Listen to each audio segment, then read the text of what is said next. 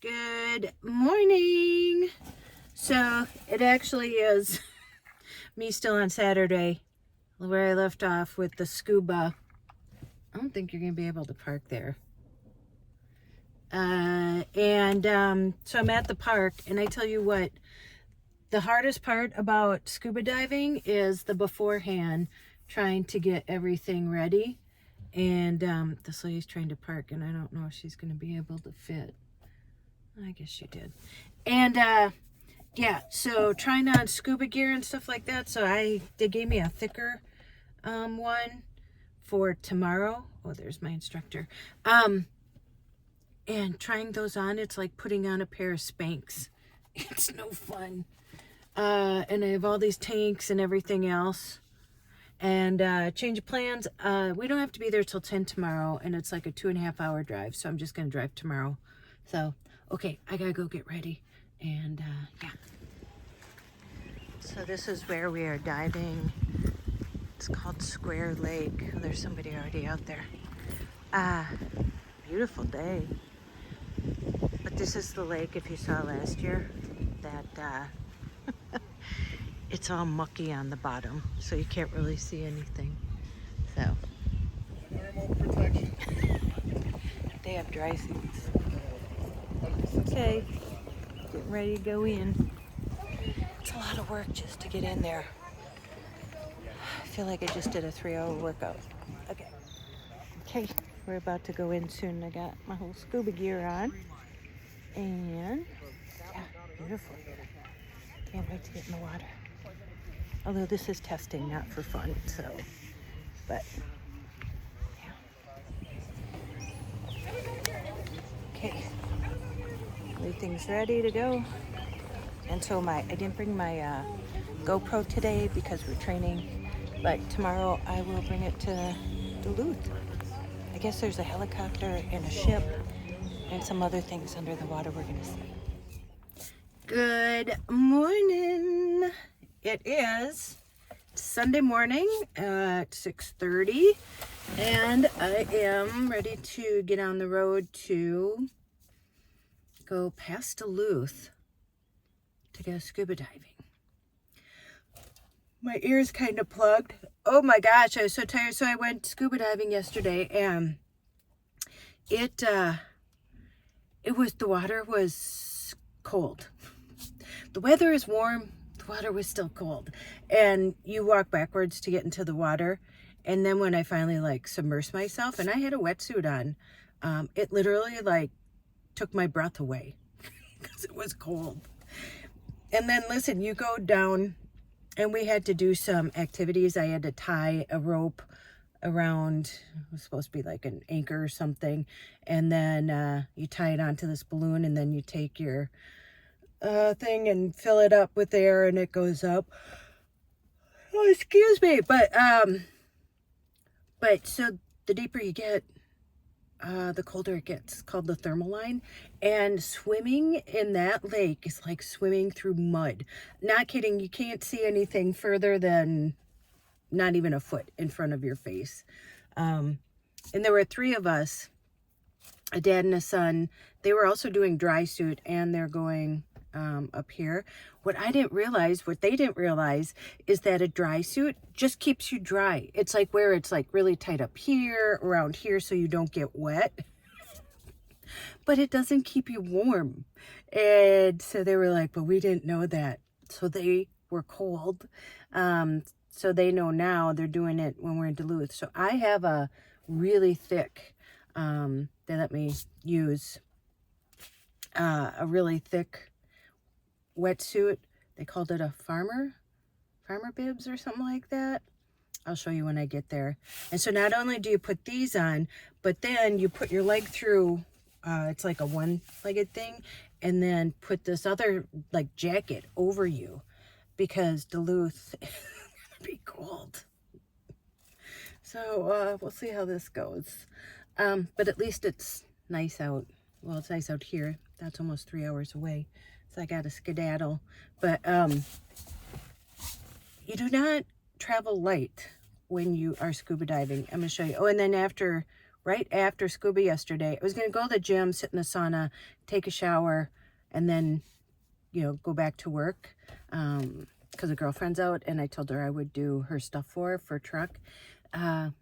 But I was just so close to work that I'm just like, you know what, my hair was already drying. So I just went into work, and yeah, I haven't taken a shower since. And then I worked till after 4, and then I had to go to Joy's, and yeah, I was in bed, I think, sleeping by like 8:30, for sure by 9. So this is the aftermath of not doing anything. So yeah, so this is how we pack, or how I pack. So we have 2 tanks here, and then I have 2 bags, because one's my bag and one's from the dive shop. I got the fins. They borrowed me the fins. They don't charge you anything because you pay for the class. But, and those are my boots. And then the other wetsuit is in the trunk. So I brought the GoPro Mini. Yeah, I haven't used that one yet. I wish I would have gotten the regular GoPro. But I'm going to see if it works. So I put it in the house, you know, so I can take it deep. And I asked if we could use our GoPros, and he said on the last dive, because again, we're training, but on the last dive, it'll just be like a fun dive, and so I can take it there. So hopefully I'll get some shots. But okay, I got my coffee. I gotta get on the road, and I'll see you in, actually it's called the Sherwood Forest. That's what I put in my GPS. It's at the Sherwood Forest in Gilbert, Minnesota. So let's go to the Sherwood Forest. I'll see you there. So I made it. I am going to show you where I'm at. I'm way up north in Minnesota. And yeah, hard to explain the view, so I'm just going to show you. Look at how beautiful this is. But I have a feeling it's going to be really cold.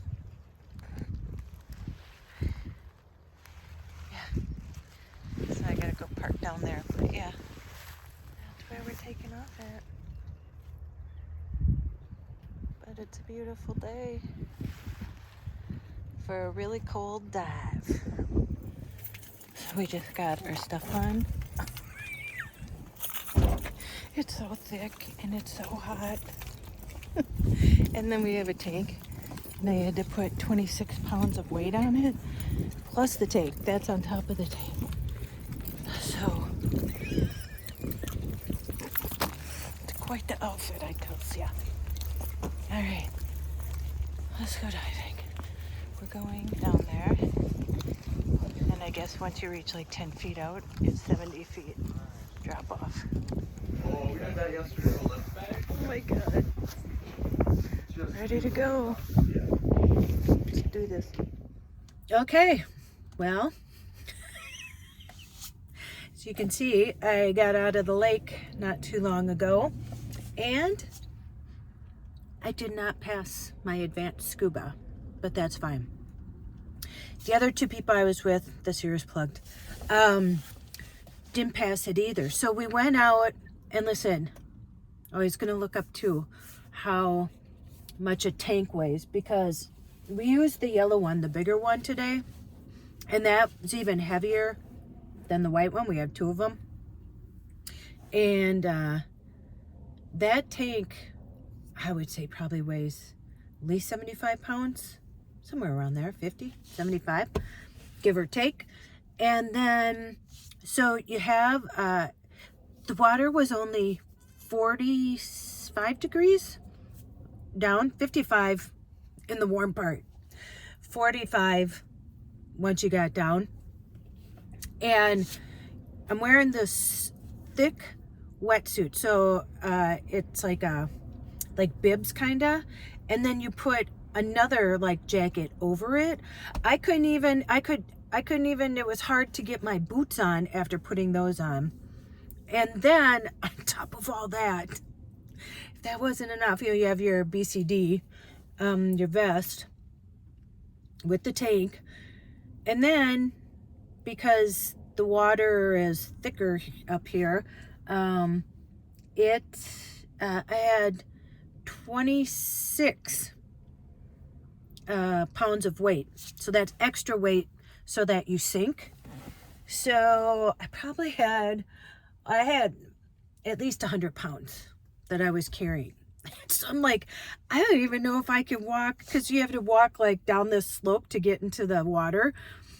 It was a boat launch. And then, so it was there. And then once you started walking, you went like this. And then there was like a drop off. So you maybe got out not even 5 feet and there was a drop off. So to sit down in the water to then, because you put your fins on when you're in the water. So it just was not fun from the very beginning. So then we go out, and I didn't know we were doing the test. I didn't know, because he said we're going to go down here. We want to go down, because you have to go below 60 feet, because that's the whole point for the advanced. And then we were going to go see the helicopter and stuff. And they were like, oh yeah, it's going to be so clear. Because yesterday it was like swimming through mud at Square Lake. It was just as bad in this lake today. So you couldn't see hardly anything. And we went down to see the helicopter, and I could have even brought my GoPro, because you would just see brown. And they were trying to find the helicopter, and they couldn't find it. And they ended up like swimming around. There were two like instructors swimming around to try and find it. It took them like 15 minutes to find it because they couldn't see. And it ended up only being in like 20 feet of water. Anyway, so when I was done, because the test was on buoyancy. So when you scuba dive, you can't come up fast. You have to like hover. You're not supposed to touch the bottom. You're supposed to stay like 5 feet from the bottom. And listen, with all that going, there's already a lot going on. Like, you're disoriented. The water was so cold. And so, and I had a hood on and I had gloves on. And the water was so cold. And I just was like, no. I mean, listen, that's not the kind of scuba diving I want to do. I want to scuba dive like Mexico scuba diving, like Cozumel. When the water's like, you don't even have to wear a wetsuit because it's like 80 degrees in a pool, a heated pool, bathtub. But yeah, right away, like, he came up because the instructor was my partner. The other one wasn't really instructing. He was just kind of there. And then the dad and the son, so you're like buddies. And you were down there, and he was like, anyway, he came up and he goes, you did not pass. And I'm like, okay. I don't know. You think that's going to upset me? I mean, I get it. I couldn't figure out the buoyancy. I don't know. I thought maybe we'd have a practice run beforehand. I mean, I had never been in such cold water with all this equipment on. I didn't know we were just going straight in and doing it to it, So anyway, and then the dad and the son, they didn't even make it below 60 feet. I made it below 60 feet. I had to go down and come back up because my ears hurt so bad, but the second time I went down, they were fine. But I could not get the buoyancy. And then we couldn't see, and I was just over it. So they were going to go again. You have to wait an hour. And then they're going to use the white tank and go again. And the son and the dad like really wanted to get the certification, and I just said, listen, I'm done. I don't care. I don't plan on going further than 60 feet anyway. And he's like, oh, you quitter. And I said, I'm not a quitter. I said, I don't want to do it. And or you can call me a quitter. I'm fine with that. And I knew he was doing it because he wanted me to get the certification. But once I say no, I think I still have the mark from I had a hood on and it went like this all the way around here. Yeah, I know he was saying it just to kind of like jazz me, so that I'd do it. And I said, listen, I know my limits. And I said, this isn't like my the kind of scuba diving I want to do. I mean, if I get advanced certified, it would have to be in warmer water. I'm not wearing all that stuff. I'm not wearing 26 pounds of added weight. I'm not, you know, carrying a 50, 60, 70 pound tank. Yeah, just not going to happen. I mean, I leave Minnesota in the winter for a reason. But what I did realize, and I hope that you realize too, like, you aren't a quitter. If you try something and you realize that you just don't want to do it, I mean, I was like, done, you know? And nobody could even talk me into it because it's not something I'll really use anyway. And it was for me just to challenge myself, and it would have been nice to have, like I said, if I was traveling and I wanted to do that, but not in that scenario. That's not, no. So, you know, if you've started something and you feel like, you know, oh, I'd be a quitter if I, you know, didn't follow through or whatever, don't feel that way. I mean, here's the thing, yeah, they say, like, at least you got in the ring. How do you know that you like it or not unless you try it? I mean, you don't. So give yourself credit for at least trying it. Yeah, like I said, just like my video, I'm all out of F's, you know. Like, it doesn't bother me. I don't know what you could really do, like with what we're going through, that could really, you know, rattle me at this point, which is a good thing, because I don't think I ever told you guys about, you know, I was thinking about this. I stopped at the gas station. I got some coffee because I'm cold. About how, you know, I was married before, not for long, just for like, is it 2 or 3 years?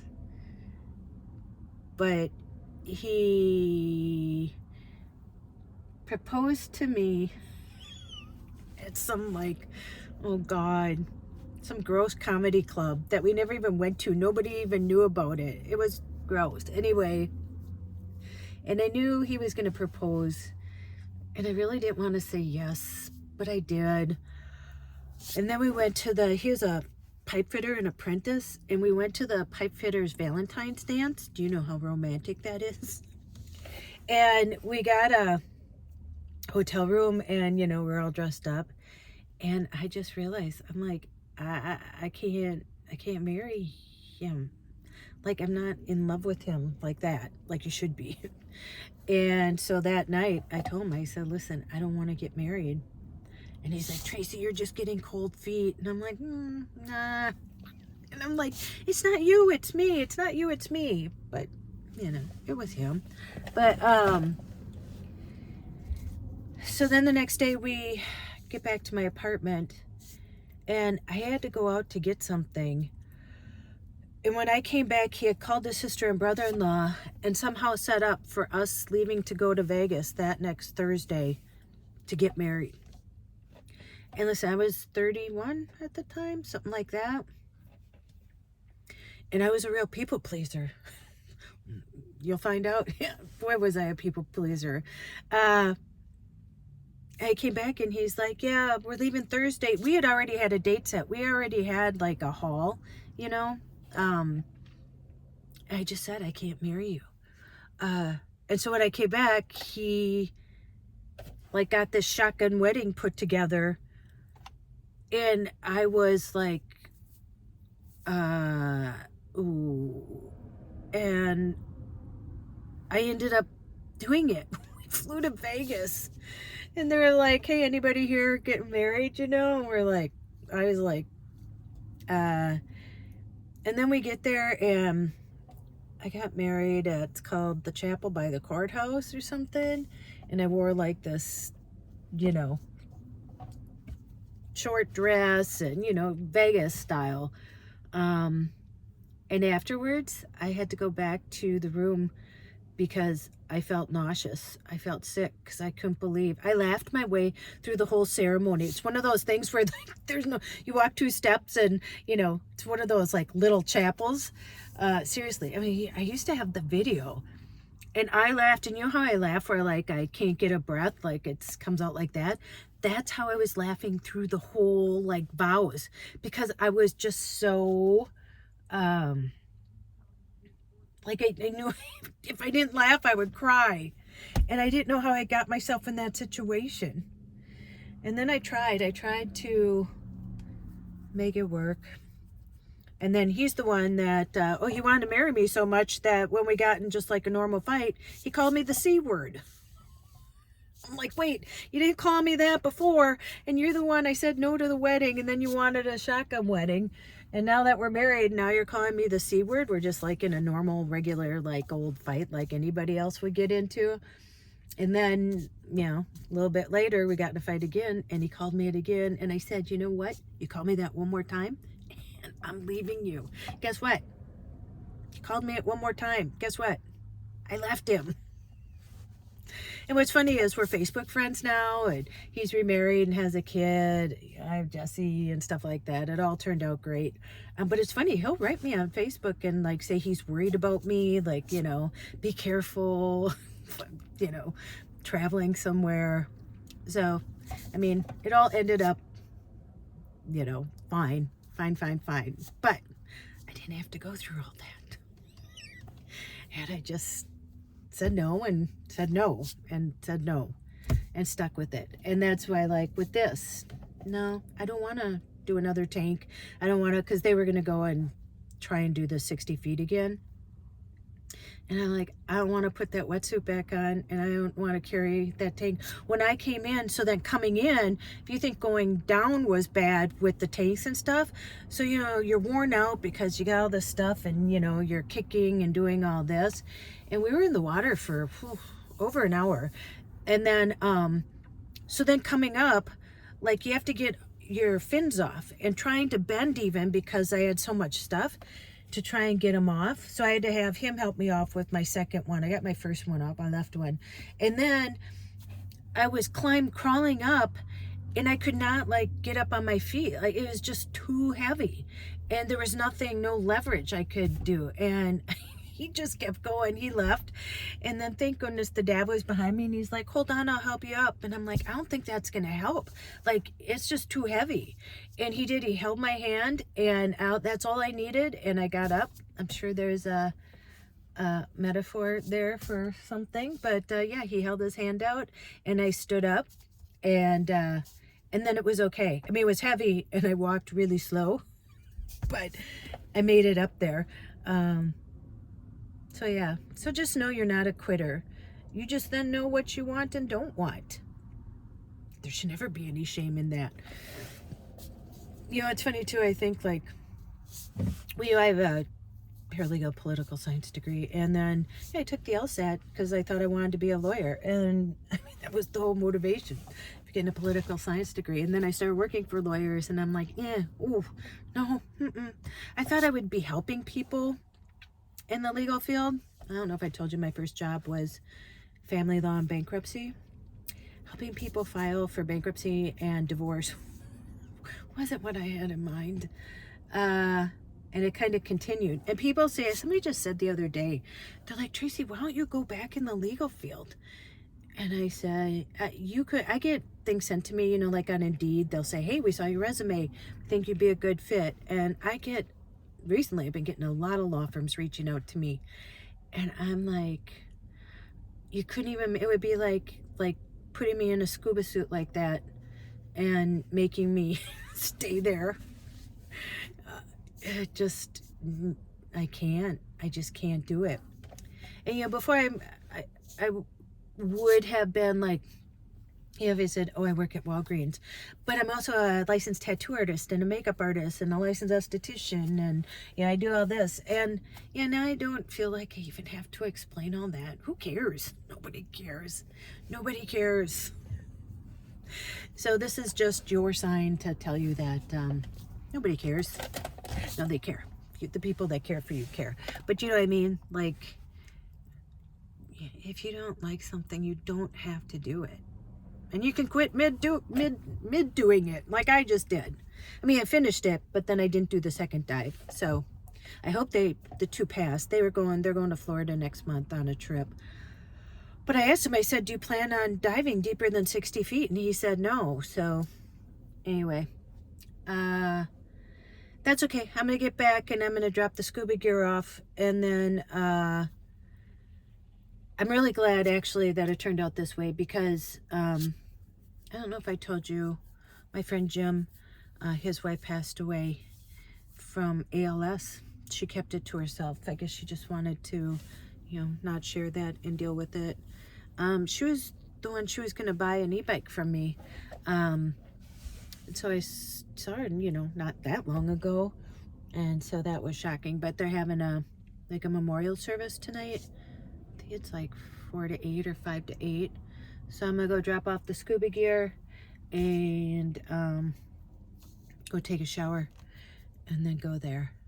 So there you go. I just pulled over to get some coffee and some pine clusters. And yeah, just wanted to tell you that I didn't pass. I'm not embarrassed or I don't feel bad about it. When he said that to me, he's like, hey, you quitter. And I go, yeah, I don't feel bad about myself. That's what you're saying. I go, okay.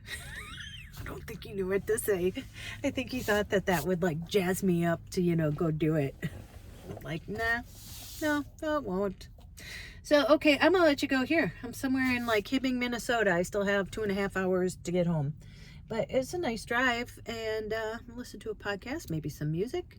Maybe my ear will open up soon. And yeah, I'll see you in the next one. So you go out and make an adventure, no matter how big or how small. And even if you're in the midst of that adventure and you're like, this is not for me, guess what? You can quit. Just do it. Say, this isn't for me. This isn't for me. That's all you have to say. Go. Call someone you love. And as Joy says, tell them that you love them. And don't you dare forget your magic. Your magic. You can do whatever you want. Well, anything nice. Don't be mean to people. Don't take your mom's money. Don't do that. But don't forget your magic. Okay, we'll see you in the next one. Bye.